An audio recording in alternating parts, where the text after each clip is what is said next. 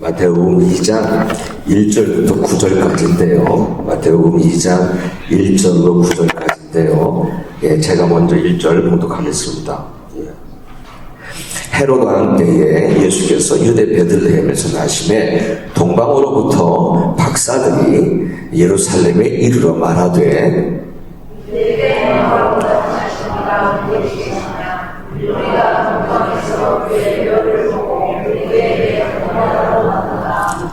헤롯 왕과 온 이스라엘이 듣고 소동한지라 왕이 모든 제사장과 백성의 성결들을 모아 그리스도가 어디서 나겠느냐 이르되 유대 베들레헴이 오니 이는 선지자로 이렇게 기록된 바 또 유대야 베들레헴아 너는 유대 고국 중에서 가장 작지 아니하도다 내게서 하나님 자가 나와서 내 백성 이스라엘의 목자가 되리라 하였습니다. 이에 헤롯이 가만히 박사들을 불러 별이 나타난 때를 자세히 묻고 베들레헴으로 내려오 이르되 가서 아기의 대하여 자세히 알아보고 사건은 내게 구하여 나도 가서 그에게 동일하게 하라. 우리 함께 하겠습니다. 박사들이 왕의 말을 듣고 갈새 동방에서 보던 그 별이 문득 앞서 인도하여 가다가 아기 있는 곳 위에 머물러 서 있는지라.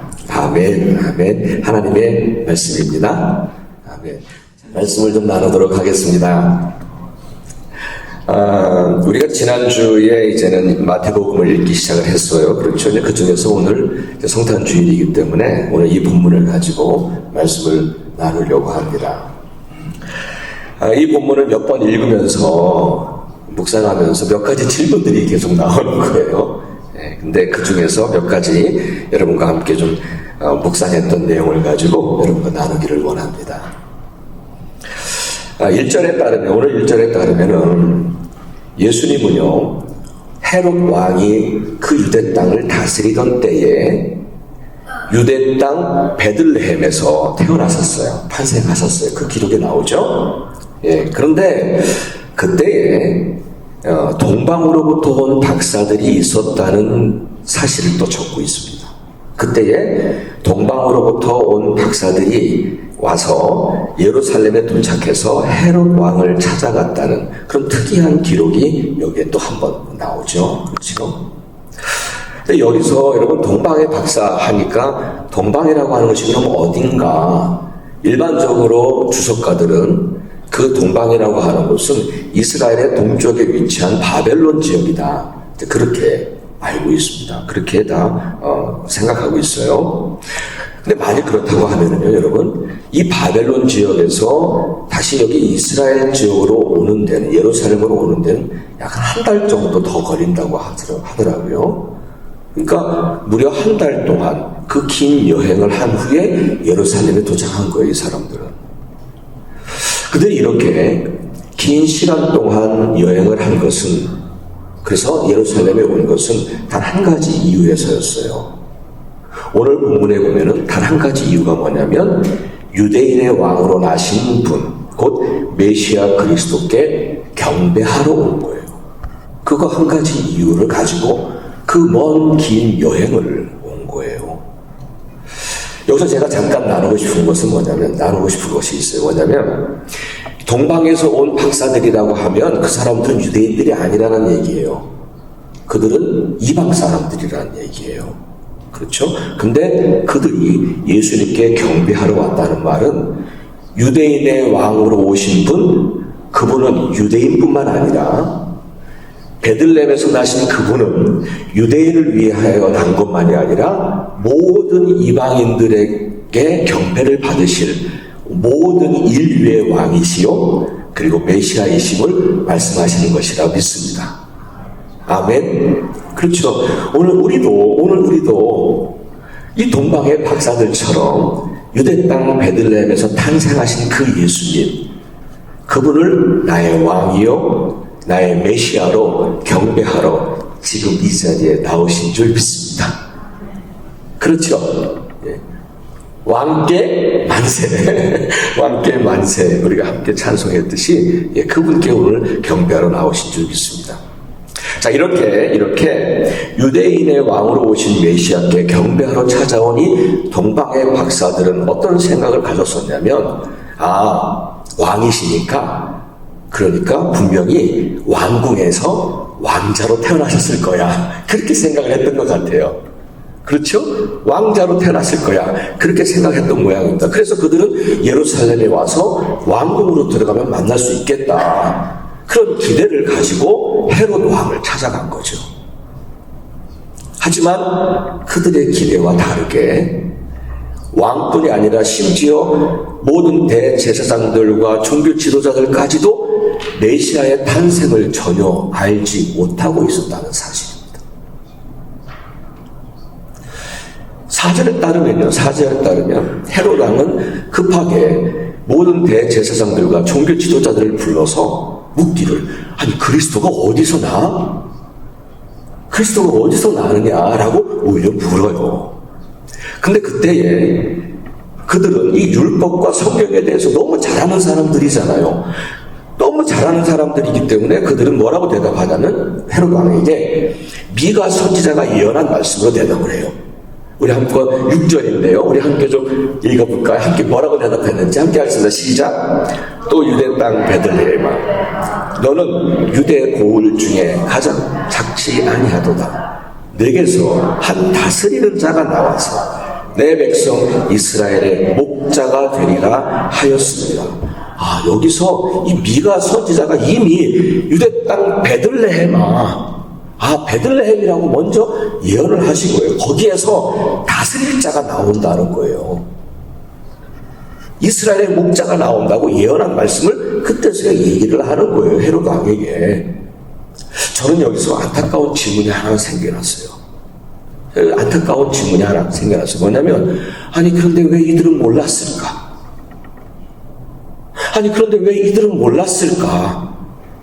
동방 곧 이방 사람들은 메시아의 오심을 알고 적어도 한 달 동안 그 긴 여행을 해서 여기까지 와 있는데, 정작 하나님의 말씀을 잘 알고 있었던 사람들, 하나님의 말씀을 많이 읽고 듣고 연구하던 유대교 지도자들은 오히려 전혀 알지 못했다는 거예요. 메시아의 오심을. 동방의 이방인들은 예수님의 탄생을, 메시아의 오심을 알고 찾아왔는데 정작 유대교 종교 지도자들은, 이스라엘 백성들은 도대체 왜 몰랐던 걸까? 그런 질문이 생긴 거예요. 왜 몰랐던 걸까? 그러면서 그 이유가 무엇일까 생각하면서 보니까 하나님 이미 오래전부터 구약의 선지자들을 통해서 수없이 그에 대해서 말씀하셨더라고요. 그것은 뭐라고 말씀하시냐면 그들의 마음이 완악하기 때문이었다라고 말씀하셨어요.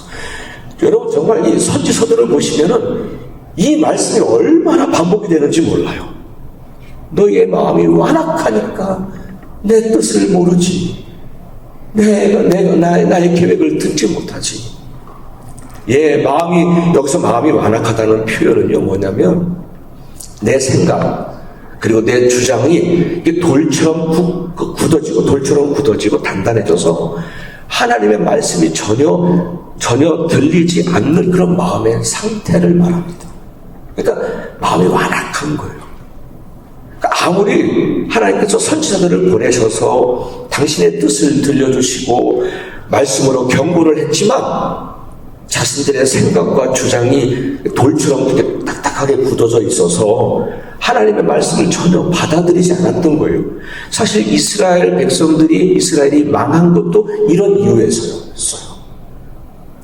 너무 완악한 거예요, 마음이. 그래서 그들은 이전처럼 하나님을 부르고 똑같이 기도도 하고 금식도 하고 구제도 하고 또 하나님의 말씀을 읽었지만 그들은 하나님의 뜻과 계획을 듣지도 못하고 발견할 수도 없었고 보지도 못했던 거죠. 오늘 본문에 나오는 대제사장들과 종교 지도자들이 그리고 이스라엘 백성들이 바로 그랬다는 거예요. 그들은 분명 오랫동안 하나님의 말씀을 잘 알았던 사람들이었잖아요. 그렇죠? 하지만 그들의 마음이 완악해져서 정작 진정한 하나님의 뜻과 하나님의 구원 계획 속에 그 중요한 메시아의 오심조차도, 메시아가 오시는 것조차도 깨닫지 못했던 것. 이 얼마나 안타까운 일일까요? 이 얼마나 안타까운 일인가요? 평생 성경 말씀을 읽고 들어왔는데 전혀 깨닫지를 못하는 거예요. 하나님의 뜻을, 하나님의 행하심을 보지를 못하는 거예요. 예수님도 마태복음 13장 15절에서 그 안타까운 마음으로 이렇게 말씀을 하십니다. 우리 함께 읽어볼까요? 예, 함께 하겠습니다. 시작. 이 백성들의 마음이 완악하여져서 그 귀는 듣기에 둔하고 눈은 감았으니 이는 눈으로 보고 귀로 듣고 마음으로 깨달아 돌이켜 내게 고침을 받을까 두려워함이라 하였느니라. 예, 주님은 말씀하시는 거예요. 이 백성들의 마음이 완악해졌기 때문이다.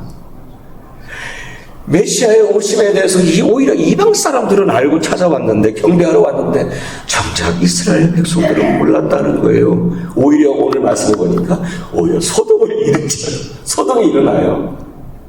그렇습니다. 그들의 마음이 완악했기 때문에 그랬던 거예요. 완악했기 때문에. 사랑하는 여러분, 이것은 그들만의 문제는 아닌 것 같아요. 그들만의 문제는 아닌 것 같아요. 만일 우리가 하나님 앞에서 또 그분의 말씀 앞에서 내 생각과 내 주장을 고집한다면, 그렇게 내 마음이 완악해진다면, 우리가 아무리 오랫동안 말씀을 잘 알고 읽고 혹 연구를 했다 할지라도 온전하신 하나님의 뜻과 계획을 보지를 못하는 거예요. 알지도 못하고 깨닫지 못하는 거예요. 그렇죠? 그래서 하나님은요, 에스겔 선지자를 통해서 이렇게 말씀하셨어요. 제가 또 적어놨죠? 예, 함께 하겠습니다. 시작. 너희 육신에서 굳은 마음을 제하고 부드러운 마음을 줄 것이다.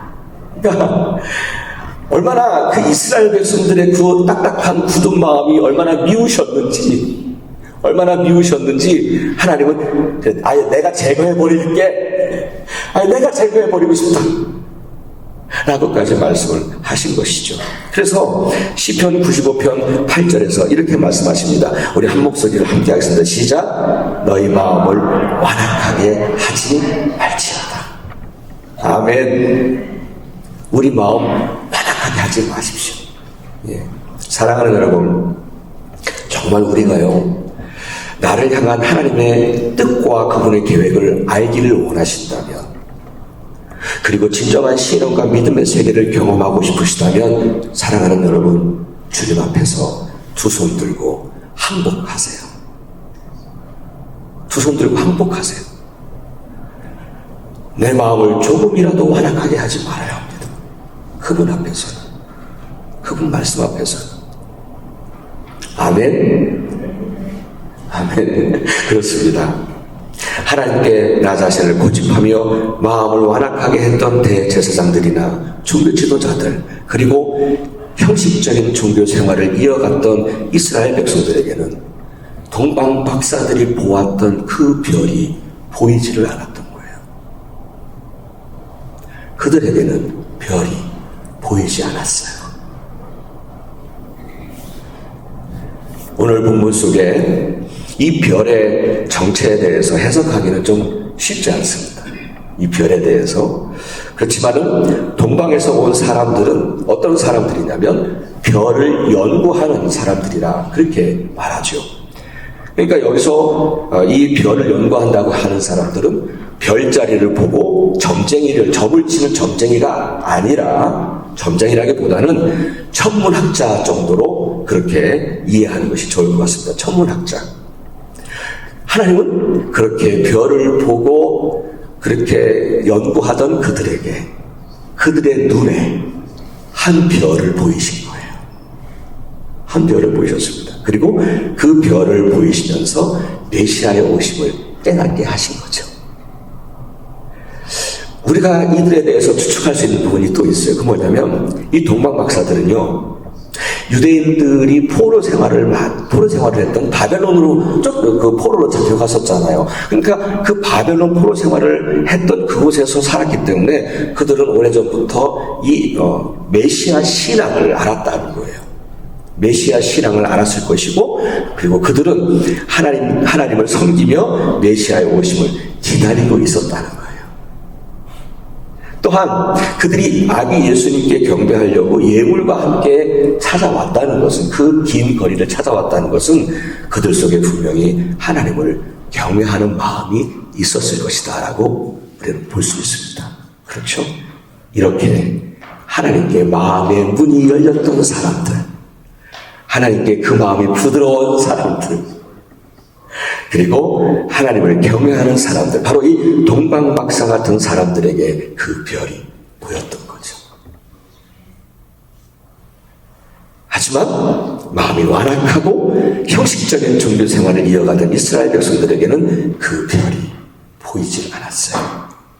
그 별이 보이질 않았어요. 메시아의 오심도 깨닫지 못했다는 거죠. 사랑하는 여러분, 하나님께 대하여, 그리고 말씀에 대하여 우리의 마음, 내 마음은 여러분 어떤지 한번 돌아보시면 어떨까요? 내 생각과 내 주장으로 내 마음의 빗장을 이렇게 딱 걸어 잠그고 그렇게 마음이 이렇게 딱딱해진 것은 아닌지 모르겠습니다. 정말 그렇지 않으면 우리 주님 앞에서 마음의 빗장을 다 풀고 그분의 뜻과 말씀 앞에 내 마음의 문을 활짝 열고 계신지요? 내 마음이 하나님 앞에서, 그리고 말씀 앞에서 그렇게 부드러우신지요? 어떠세요? 활짝 열려 계세요? 아멘. 우리가 만일 그렇다면 하나님께서는 그 열린 마음에 성령을 부으셔서 나를 향한 당신의 뜻과 놀라운 계획을 볼 수 있게 하실 것이며 깨닫게 하시고, 그리고 마침내 그 뜻을, 그 계획을 이루어 주실 줄 믿습니다. 아멘. 아멘. 계속해서 한 가지만 더 잠깐 나누겠습니다. 그것은 뭐냐면, 이 동방박사 이야기들을 이렇게 쭉 읽고 묵상하면서 안타까운 마음이 한 번 들었어요. 안타까운 마음이 뭐냐면, 그들이 그렇게도 긴 거리를 여행하고 왔는데 그들이 한 건 하나도 없어요. 그냥 준비한 예물 드리고 경배하고 그리고 돌아갔어요. 여러분, 열왕기상 10장에 보면은요, 스바의 여왕이 나와요. 스바의 여왕은, 이 스바라고 하는 지역은 저 굉장히 아랫지역에 있어요. 근데 그 먼 거리를 찾아와서 솔로몬을 찾아왔었을 때에 그들은 솔로몬의 지혜를 들을 수 있었어요. 하지만 그와는 다르게 이 동방박사들은 정말 아무것도 바라는 것이 없이 온 거예요. 아무것도 바랄 것도 없죠, 뭐. 그저 그들은 예물 가지고 드린 거 하고 와서 경배하고 그들은 다시 또 그 먼 거리를 돌아가야 했던 사람들이에요.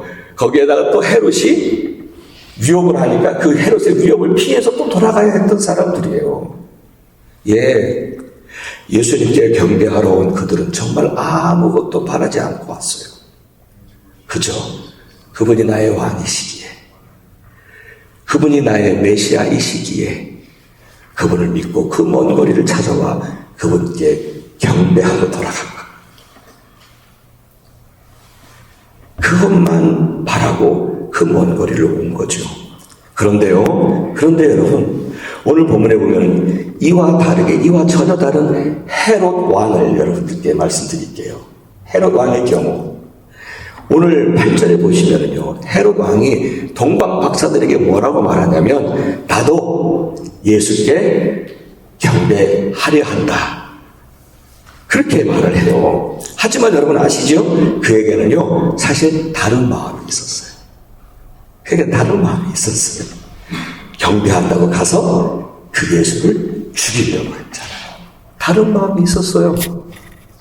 사실 그래요. 이 헤롯이라고 하는 사람을 여러분께 잠깐 말씀을 드리면요, 이 1세기 역사가였던 요세푸스라고 하는 사람의 기록에 따르면 이 헤롯 왕이 얼마나 권력 욕심이 많았는지, 그래서 얼마나 잔인하고 포악했는지를 말해준답니다. 예를 들면요, 그러니까 자기가 유대인이 아니잖아요. 자기가 유대인이 아닌 에돔 사람이거든요.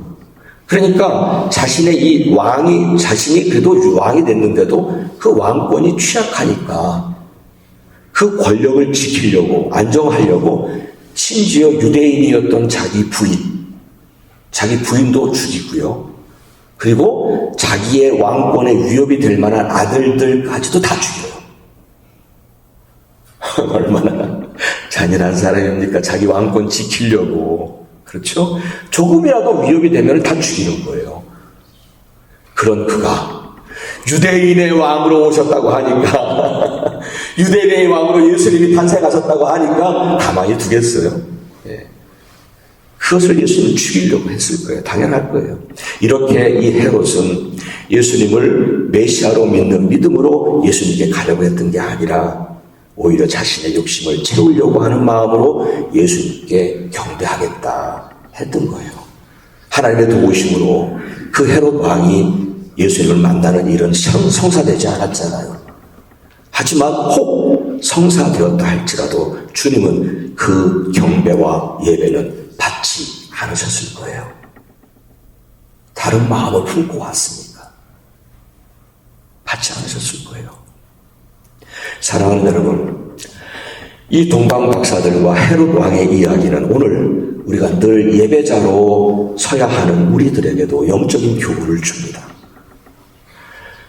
가장 중요한 교훈은 우리가 이 자리나 혹은 또 다른 예배의 자리에 나오실 때는요, 예수 그분이 나의 진정한 왕이시요, 나의 구원자이시요, 나의 하나님이심을 믿고 나오셔야 합니다. 동방 박사들처럼 말이죠. 그렇게 정말 믿음을 가지고 나오셔야 한다. 그리고 그 어떤 것도 바라지 마세요. 그 어떤 것도 바라지 마세요. 요게 또 다른 마음, 욕심, 그거 품고 오지 마세요. 그분께 그저 내 왕이신, 나의 메시아이신, 나의 구원자이신 그분께 그저 경배하고 나아가는 그런 예배자, 그 진정한 예배자가 되어야 할 줄 믿습니다. 아멘. 혹이라도 헤롯과 같이 자기 욕심 채우려고 하는 마음, 혹 다른 마음을 가지고 나오는 것은 합당치 않습니다. 아멘. 그들에게는 그 별이 보이지 않을 것입니다. 그 별이 보이지 않을 것입니다. 자신을 향한 하나님의 뜻과 계획도 볼 수 없고 깨닫지 못할 것입니다. 어쩌면 하나님이 탄식하시는 것처럼 성전의 마당만 밟고 갈 수 있다. 사랑하는 여러분, 우리 교회는 정말 이 동방 박사들과 같은 진정한 예배자, 오직 우리 주님께만 엎드리고 경배하고 예배하는 순전한 예배 공동체가 되기를 간절히 바랍니다.